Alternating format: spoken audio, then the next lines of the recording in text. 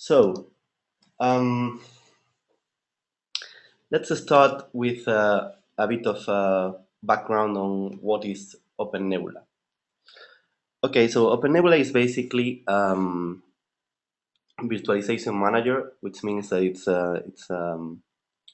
a tool, a technology that enables users with a set of physical resources to be able to run virtual resources on top of it. So, why do we need OpenNebula? Because the management of virtual resources can be obviously be done by hand only. I mean, you can if you have a server with a hypervisor, you can launch manually your VM and have your service running over there. No problems. You don't need OpenNebula for that. But what if I want to scale? If I want to increase the number of virtual machines and hosts, then we'll bump into some problems like where should I put my new virtual machine? How do I store the images that form the virtual machines and where do they come from? Which users should be allowed to launch new virtual machines and to what extent? Should I allow everyone to create virtual machines with any RAM that they want? Also, how do I manage the virtual networks so the virtual machines do not collide between them when trying to communicate with other virtual machines that conform the same service. Also, how do I handle different formats of hypervisors and how do I access the cloud system? Well, for all these issues, we're gonna need a virtualization manager, and that's what OpenNebula is and where it comes into play. It's a layer, basically, a uniform layer that orchestrates multiple technologies to allow virtualization platform to be built on top of physical resources. Okay, so what are the main characteristics of OpenNebula? Well, it's a system that it's fully open source. It's based on Apache license, so it's a really unrestricted open source license. It is flexible due to its modular architecture. It can be uh, integrated seamlessly with a large number of components in your existing ecosystem. I mean, data center. It's also proven. It's been a technology that it can be labeled as mature since it's been around for several years now, and uh, the user base is quite extent, and they provide a lot of feedback to make the technology robust. It is infrastructure agnostic, meaning that the core daemon works with abstractions, so it's not committed to a certain flavor of say hypervisor or storage backend, but rather it tries to handle everything in their own abstractions of resources. It's also enabler of hybrid clouds, since it has adapters to communicate your private cloud built with OpenNebula to other public cloud providers, like for instance Amazon EC2. It's also an adaptable technology coming stemming from the same modularity in its architecture. Sorry, and it's also interoperable. Seems like we have some questions. Okay, sorry. Okay, I'll try to speak louder maybe. Um, okay, sorry about that. Um, okay, so these are the main characteristics that define, so to speak, OpenNebula as a technology. As a project, we started in 2008. Well, 2005, 2008 was the research phase, but in 2008, we released the first technology preview of OpenNebula.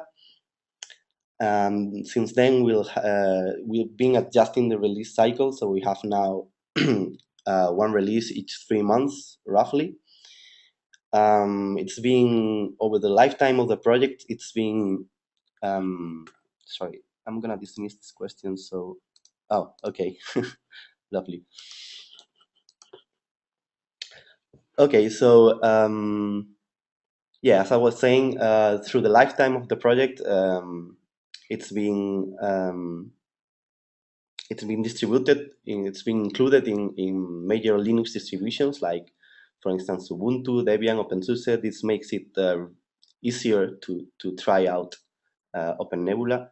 We've been of lately releasing sandboxes, which are basically virtual appliance containing the latest version of OpenNebula installed and configured as a frontend with a accompanying guide that aims to um, give users the opportunity to try out OpenNebula in their infrastructure without having to compile and configure everything. There's two sandboxes available. I think now it's one for VMware and another one for KVM.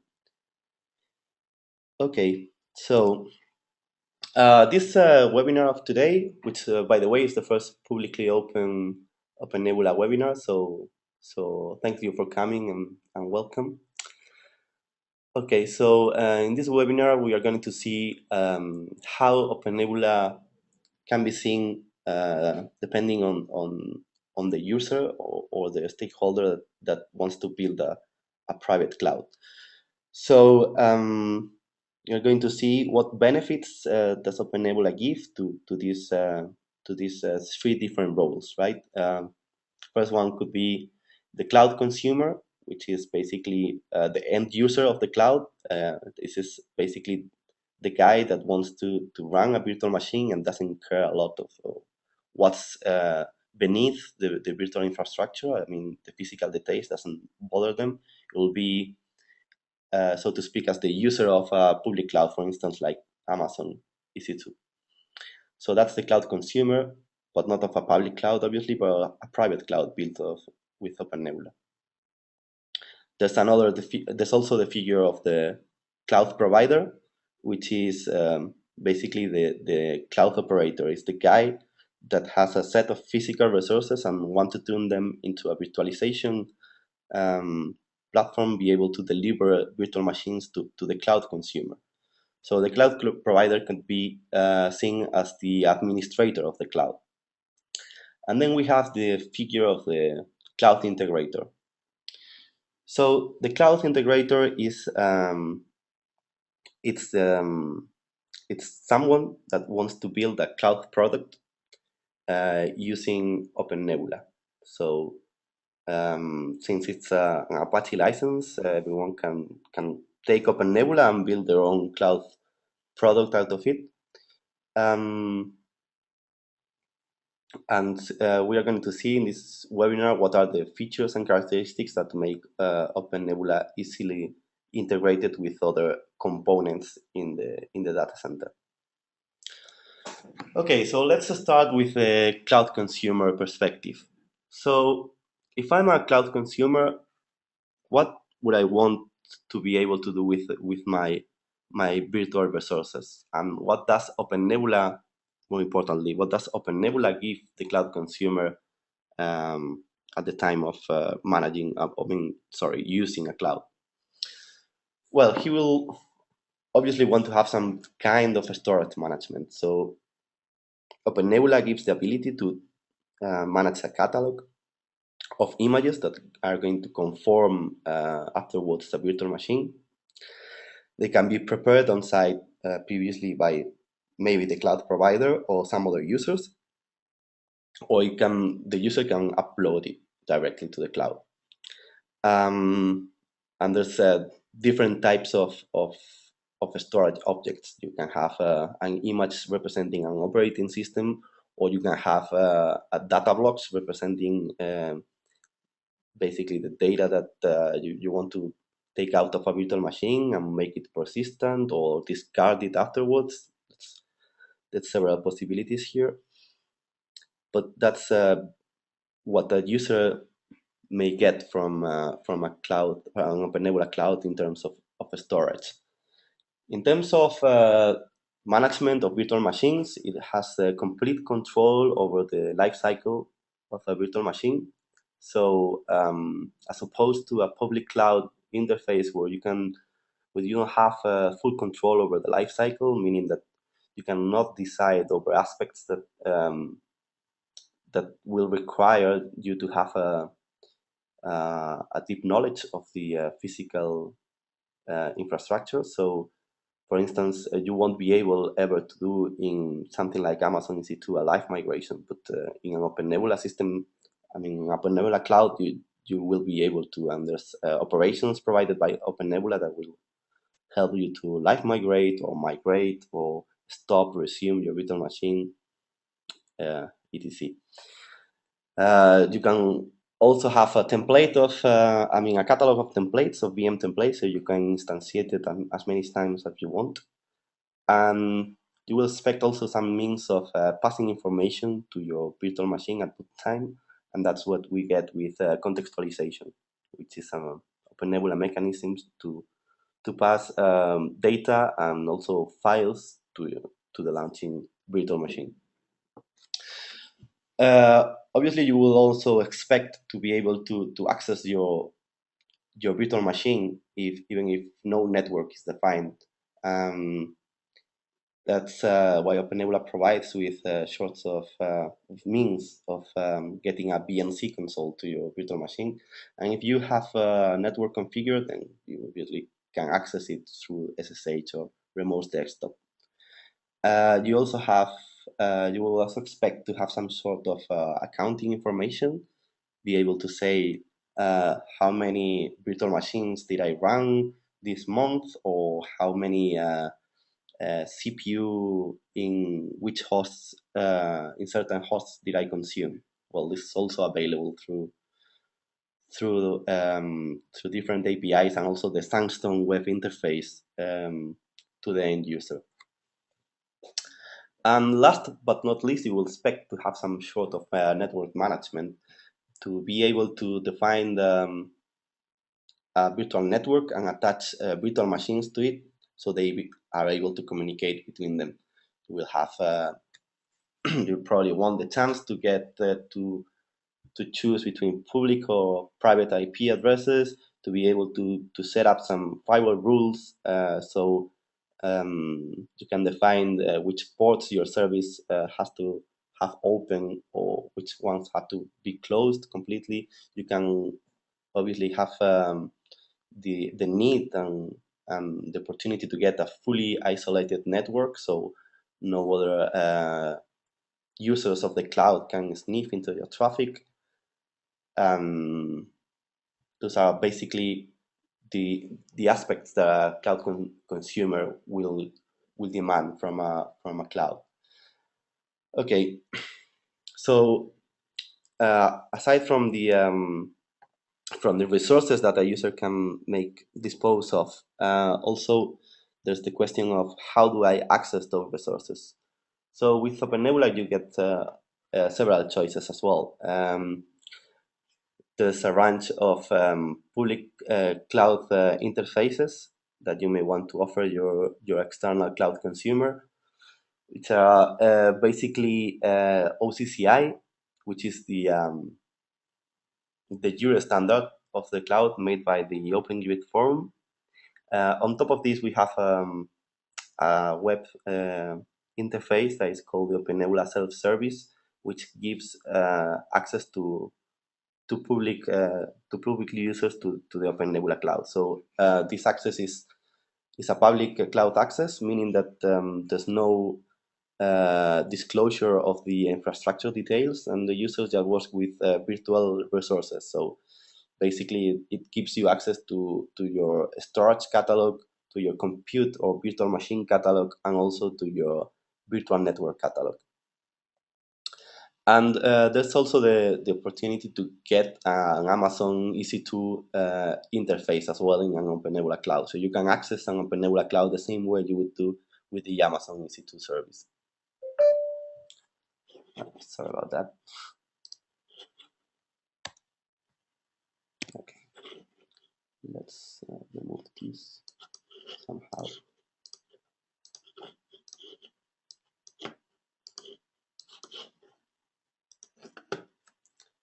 Okay, so that was the cloud consumer perspective. So what about the cloud provider? So the guy that actually runs the cloud, the guy that has the physical resources and turns them into a cloud to offer them to other users. So what are the main components that he will have to build a cloud infrastructure if he chooses to go with the OpenNebula toolkit? Well, he will have the opportunity to create service networks, meaning that he will need to have the physical resources linked with some sort of networking to be able to provide um, access to the virtual machines running inside the physical resources. He will also want some sort of authentication in the front end, so not everyone is allowed to use the OpenNebula cloud. He will also need some means to get authorization, so he will be able to create groups and to define access control lists to these groups, so he can fine-tune the permissions on which users can use which clusters or sets of hosts, or even which users are allowed to use certain virtual networks that may have a limited set of IP addresses, and so on. He will also will need to have some sort of accounting information. He wants to turn that into some billing information and charge for using their cloud. He will also need to have some sort of logging. If something goes wrong, he will need to have some place where to look to see what operations are being carried out at a certain moment. And also he will have the need to enforce some resource quotas. So for instance, per group or per user, saying, okay, you are not allowed to use more than, I don't know, more than 20 virtual machines per month, or a virtual machine with more than 4 gigs, or more than 200 gigs of RAM combined between all the virtual machines that a user is currently running. There's a lot of possibilities here. He will also, regarding the physical hosts with OpenNebula, he will get the chance to manage multiple hypervisors. So at the moment, OpenNebula out of the box and natively supported, it's able to manage 3 hypervisors, being KVM, Sheng, and VMware. And from some stress testing made by external third-party people, like for instance the people at CERN, they designed this experiment where OpenNebula was managing 16,000, I think, virtual machines over a pool of 500 physical hosts. And in those hosts with OpenNebula, they will get the ability to have some sort of automatic failover and also high availability using the hooks mechanism. OpenNebula can detect where a host is down and relaunch the virtual machines that were running in that host in some other hosts. He will also have the ability to group some of the hosting clusters. We'll speak a bit more about clusters afterwards.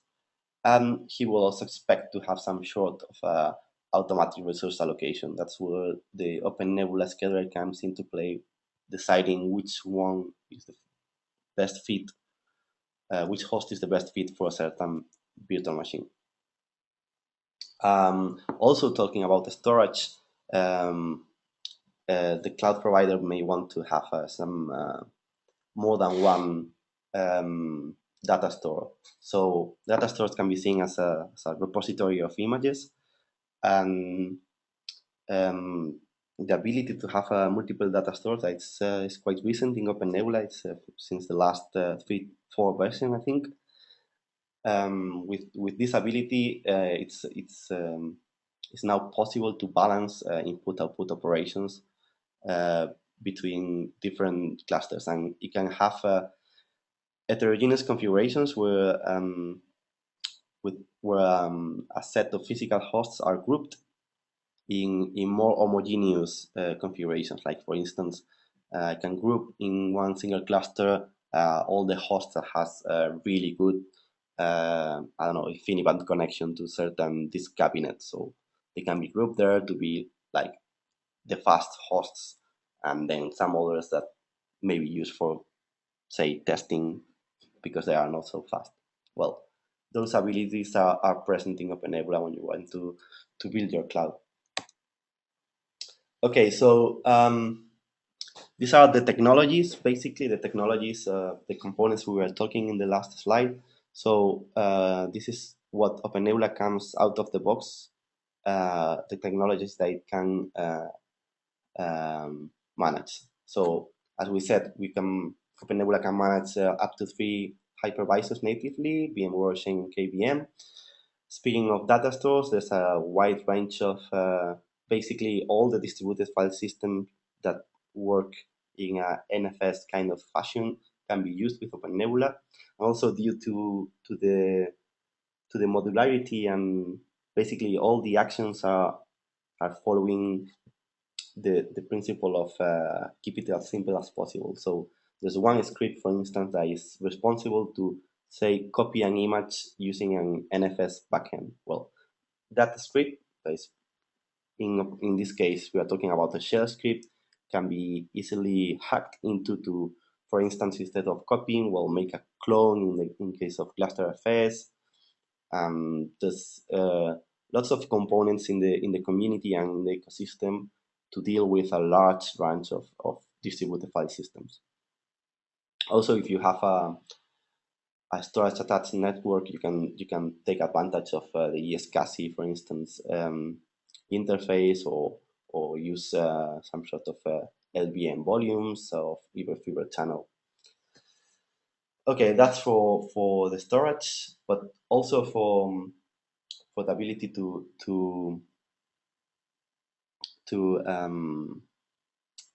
monitor your existing physical hosts and also the virtual machines. You can OpenNebula can integrate with information systems like Ganglia or Nagios, or can go with the out-of-the-box OpenNebula probes, are really non-intrusive, and they are basically scripts that are copied by OpenNebula to the host to retrieve information about the state of the host on the virtual machines. In the front end, if we speak about authorization, OpenNebula can be linked to external authorization systems, like, for instance, LDAP or Active Directory. And users can also authenticate using X509 certificates or SSH keys or plain passwords, which are the traditional method. And talking about the instance networks, the networks that interconnect virtual machines, there's some technology that can be used, like for instance, Open vSwitch to get the ability to do VLAN tagging on the virtual networks, and also it can be used technologies like EV tables to get the complete full isolation in layer 2. Okay, so a bit more on specifics about the cloud providers. We talked a bit in the previous or two last slides, the ability to group the physical servers into clusters. So cluster can be defined as a pool of hosts that share data stores and networks. So basically, this gives you the ability to group hosts attending to their characteristics. So the benefits you get out of that is for instance, having multiple data stores gives you the ability to balance input-output operations between different storage servers. and even define different service license agreement policies and performance features for different virtual machine types or even different users. Okay, so another benefit of OpenNebula for the cloud provider is the ability to manage different OpenNebula instances, what it's called also OpenNebula zones, through a centralized system. This system is the Ozone server, which is basically a web interface and also a cloud API, uh, where a single user can, a single administrator can manage different zones. Uh, these zones can be offered to the end users through a transparent way. So the users at the end of the day will get a link to the Ozone server, and the Ozone server will work as a reverse proxy and redirect the petitions for the requests for VM creations, for instance, to the appropriate OpenNebula zone. This kinds of give a uh, loosely coupled federation of clouds, the ability to build multi-tier architectures with impacting scalability that it may have, and also the isolation that gives having different OpenNebula instance managing different resources. Okay, so complementary to these zones, it's the notion of virtual data centers. So a virtual data center is basically a subset of resources in an OpenNebula zone that is linked to a cluster. So it can be seen as a subset of resources of this cluster that are grouped and offered to an external group of users. So this virtual data center is managed by the figure of a virtual data center admin, which is the one that can create users in this virtual data center and assign resources to them. So what we get with these virtual data centers, we get the ability to have a multi-tenancy. So say you have your set of physical resources, well, you can partition those and slice them and offer them to external users separately, with no collision between the users that are from different virtual data centers and running concurrently different virtual machines. Okay, we also the cloud provider also gets the ability to build hybrid cloud computing. So this is a concept of outsourcing, what's being also called cloud bursting, um, the needs of your service to external providers. So say you have again a set of physical resources, you have a set of cloud consumers making use of virtual machines running on top of these physical resources, and suddenly the demand increases, and you have to meet a peak in demand that cannot be uh, satisfied with your current set of physical resources. Then with OpenNebula, you get the ability to outsource this demand for more capacity to external cloud provider, like for instance Amazon EC2. This is done through special adapters that ships out of the box with OpenNebula that are able to speak with Amazon EC2 service and manage the lifetime of a virtual machine remotely. Okay, so from the cloud provider perspective, how can I operate my cloud? How do I manage my cloud? How do I access the low level operations of my cloud? Well, with OpenNebula, you have several choices. You can get a command line interface, a powerful command line interface that basically lets you interact with all the aspects and manage all the resources that known by OpenNebula. You can also have your own set of scripts to automate common tasks and that make use of one of the APIs offered by OpenNebula. It's basically now it's offered through a XML RPC interface and also some bindings on top that it's called the OCA, which is the OpenNebula Cloud API, which has bindings for Ruby, Java, and Python right now.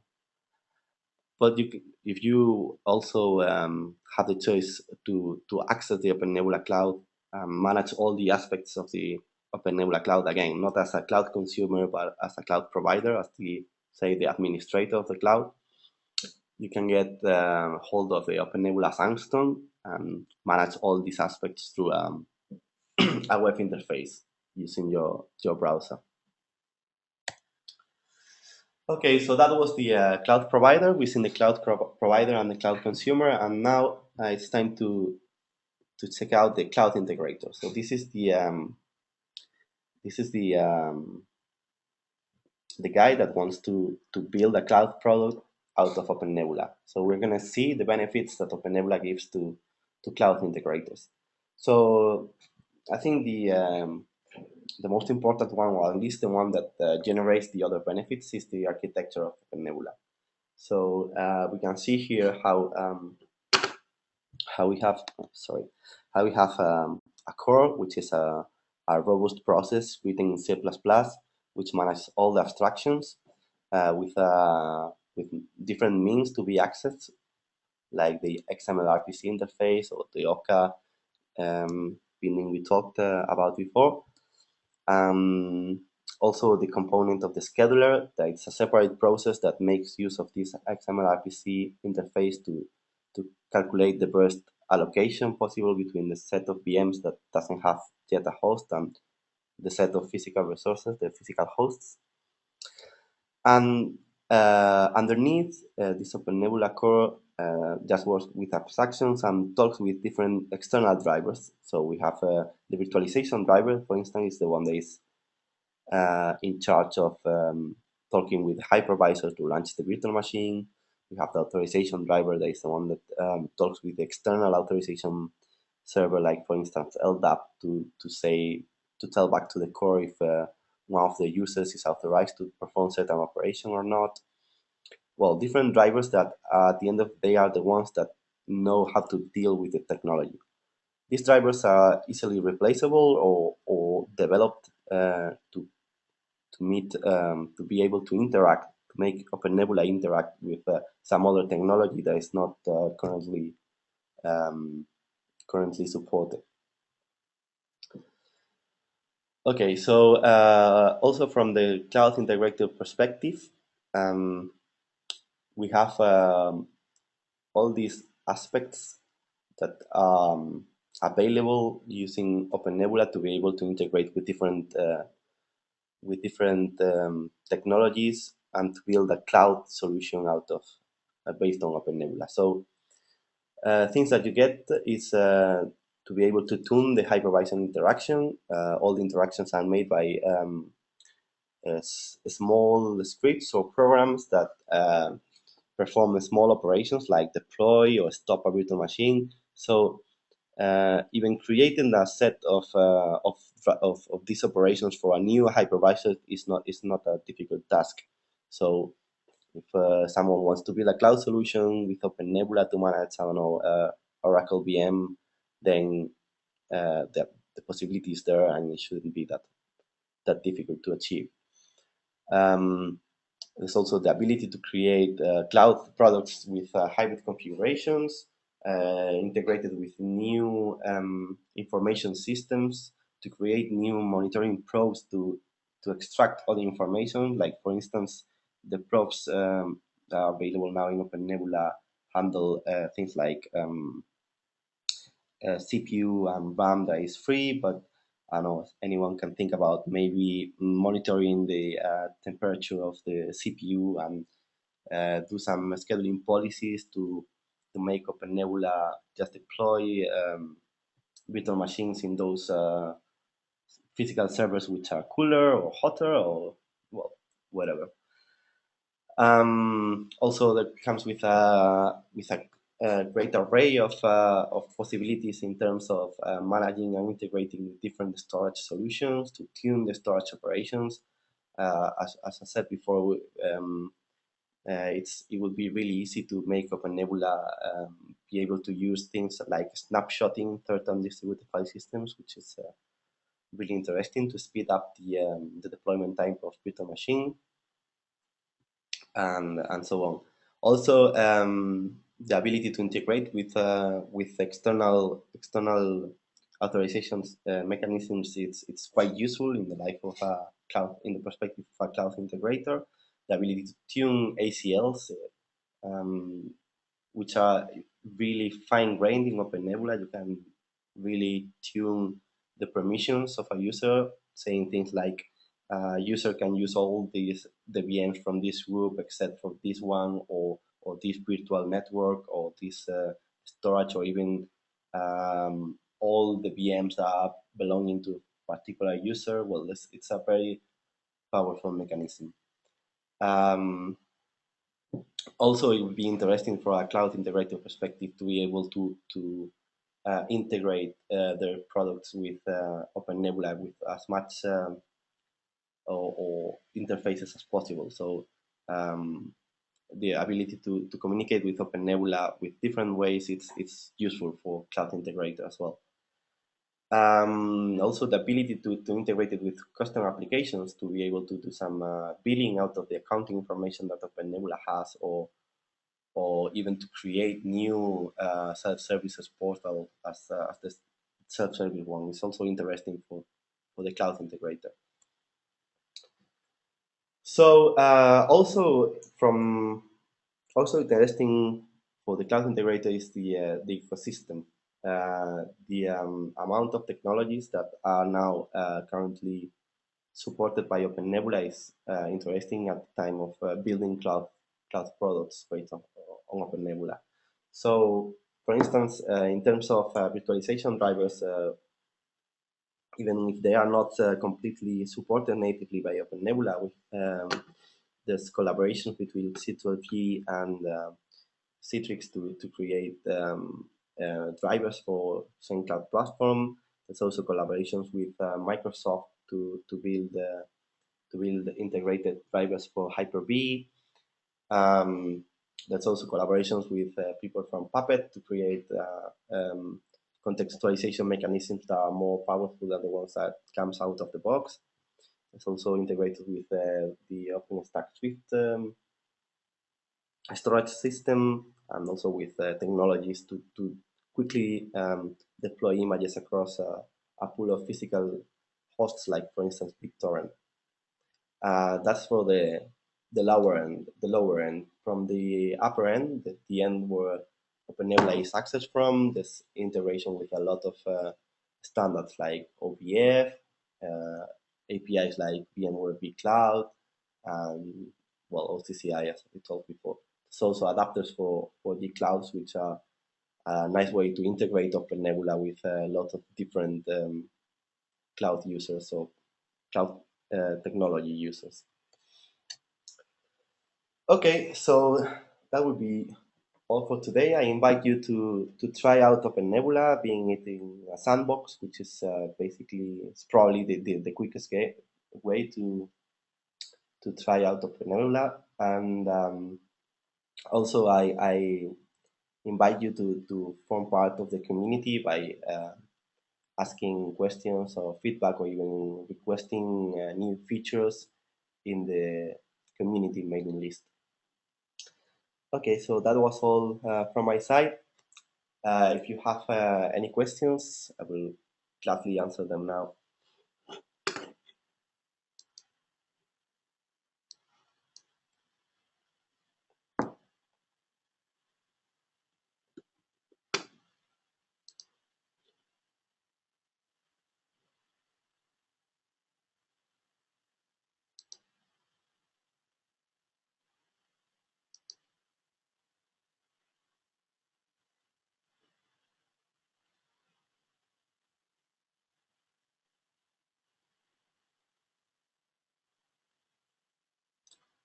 Okay, so if there's no questions, thanks a lot for attending the webinar.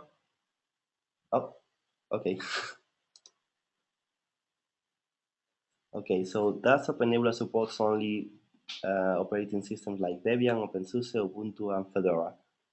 Um, so basically, the answer is yes. I mean, it can be obviously. I've been installing OpenNebula in different systems, like for instance in Arch, but the one that we test OpenNebula with is basically Debian, OpenSUSE, Ubuntu, and CentOS. Fedora is on the working now. I mean, I think it's part of Fedora 17, but it's not supported by by OpenNebula right now. So, is there any particular? Okay. Uh, Not really. It's the same. It's the same Open Nebula, but it has to deal. It's not a matter of the software, but it's just it's more a matter of how the package is built. So, Open Nebula is distributed between. You can download a tarball and you can download a package for um, Debian, OpenSUSE, Ubuntu, and CentOS, I think. And the way that this package is built and the way that this package installs is different between them. But at the end, you will get the same Open Nebula.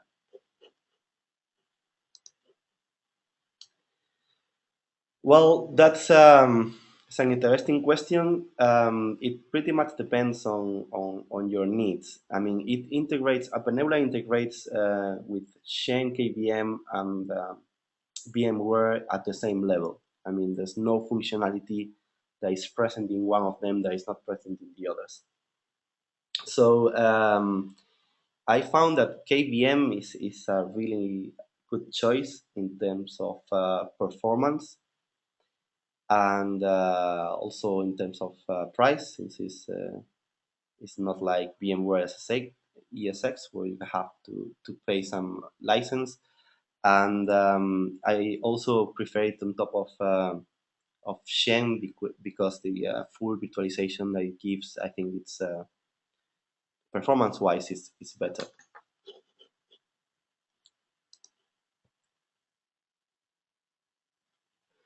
Yes, about BitTorrent integration, there's basically the contributor is it's CERN.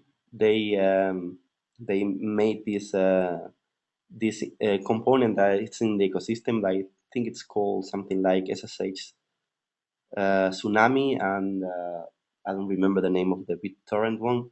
But basically, what they did is integrate in the transfer manager of OpenNebula mechanism to concurrently deploy the same image to a lots of hosts using BitTorrent and also SSH um, protocol.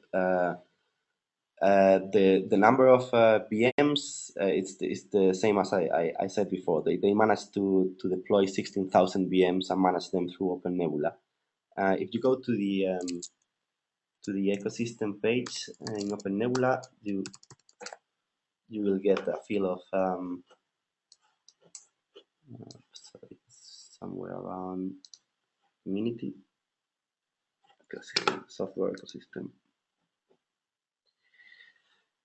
Okay, so if you take a look here, you will see the components contributed by different people, and yeah, this one is one of them, STP Wave, and I don't know where the torrent is now. It should be somewhere around here. Um, if you can't find it, just write me an email and I look it up for you.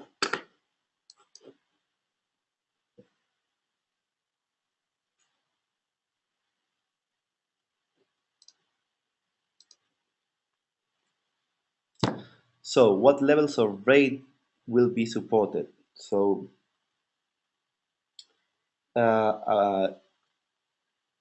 short answer is none really. I mean, if you are talking about RAID on the physical hosts, then that's out of the scope of OpenNebula completely. And if we are talking about virtual machine RAID, then we'll have to see which hypervisor you're planning to use and what is the level of support of this software RAID. But it's in short, this is one of the things that will be out of the scope of OpenNebula.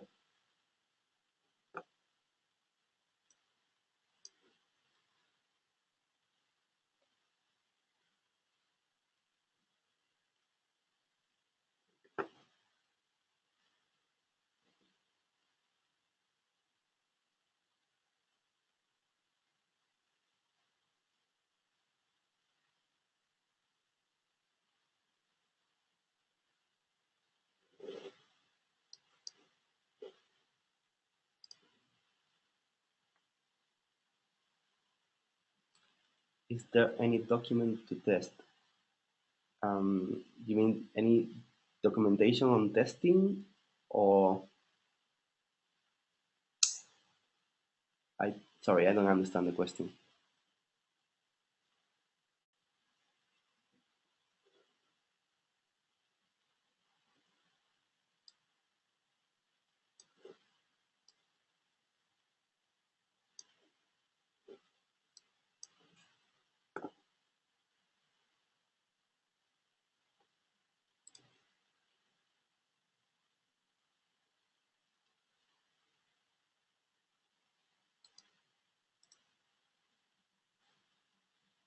So you mean if there's any documentation for installing OpenNebula? That it certainly is. So is that really on a Macintosh? So you mean documentation for installing OpenNebula? Yes, there is. Okay, if you go to the web page, you will find the main guides, which basically gives you an overview and also the prerequisites of your infrastructure. So there's a guide of planning installation, which shows you how to prepare your infrastructure to be able to install OpenNebula. And there's also a guide on installing the software, which basically gives you hints on how to install the package. So this is a way to read this documentation. This is a really detailed documentation. But if you want to try out features of OpenNebula faster, you can go to the tryout section. And here you find a couple of possibilities. You can go to the demo cloud, which is basically a cloud that is maintained by ourselves, where you can apply for an account and you will get the feel of accessing the cloud from an external user, from a cloud consumer perspective. If you want to go for a more in-house deployment, then you can go through a cloud sandbox. This will give you the vision of the cloud provider. So you can download here an appliance with OpenNebula pre-configured and launch it in your hypervisor. So you will have a front end already configured with OpenNebula. So you can add a worker node and have your pilot cloud running under 20 minutes or well, more like half an hour maybe. I hope that answers your question. Okay, thank you for coming. Definitely.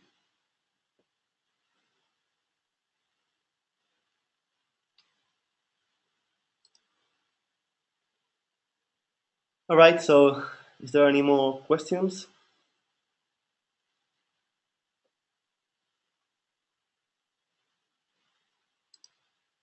Yeah, sure. If you want to email me, um, just drop me a line to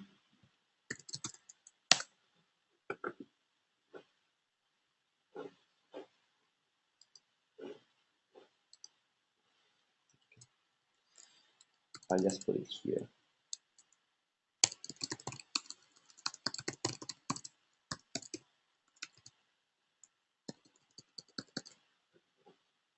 So send me an email over there, and I'll provide you with more information about the BitTorrent or anything that you may want related with OpenNebula, obviously.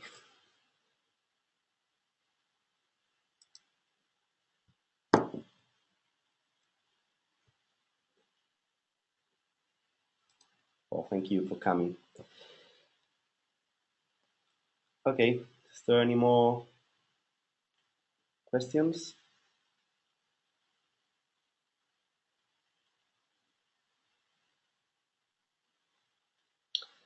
Okay, so let's wrap this up. Thanks everyone for coming. This webinar will be available in the webinars page of C12E in case you want to go through over it again. And that would be it. Have a nice day. Bye bye.